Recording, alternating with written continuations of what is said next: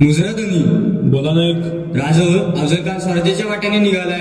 कान्होजीराव, हे राज आपले सगळे सरदार घेऊन शेवटच्या प्रहरी सत्रेवर या.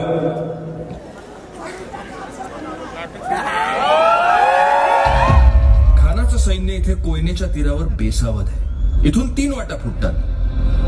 पहिली वाट थेट डोंगर सोडून इथं वर भेटीच्या ठिकाणी म्हणजे जनीच्या टेंबापाशी येते. दुसरी वाट बोचेखळीच्या घाटातून खाली उतरून किल्ल्याच्या रेडे बुर्जाच्या मागून इथं चोर दरवाजापाशी येते.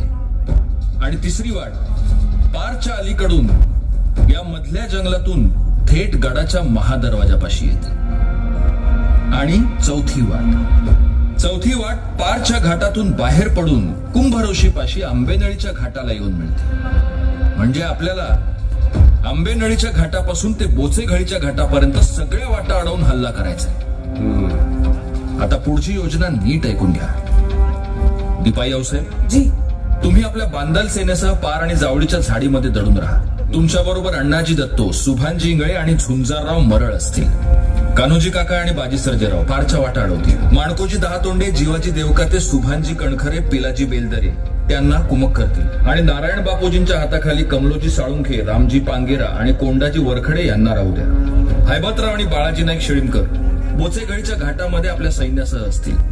नेतोजीराव, राजा इशारतीच्या तोफा होताच तुम्ही डोंगर माथ्यावरून खाली आणि थेट हल्ला करा. शामराज पद्मनाभी, त्र्यंबक भास्कर, रघुनाथ बल्लाळ अत्रे तुम्हाला मदत करतील.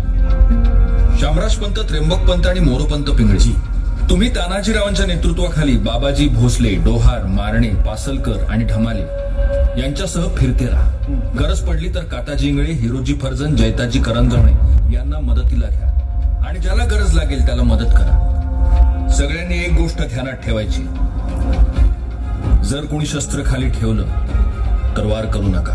पण जर कोणी तलवार उगारली तर त्याला जिवंत सोडू नका. दिवसाच्या दुसऱ्या प्रहारात भेटीच्या तोफा होते. तोफ झाली रे झाली की तडक हल्ला सुरू करा. आम्ही भेटीत विजय पाहून येऊच, पण भेटीमध्ये नेमकं काय घडतंय याचा विचार न करता थेट हल्ला सुरू करा.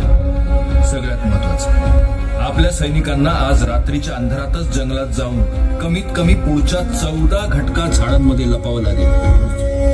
यातल्या एका जरी माणसानं हालचाल केली आणि ती गनिमाच्या नजरेस पडली तर गेले 4 महिने मांडलेला हा सगळा खेळ एका क्षणात उद्ध्वस्त होऊन जाईल आणि ते गनिमाचे लांडगे आपल्या स्वराज्याचे लचके तोडतील.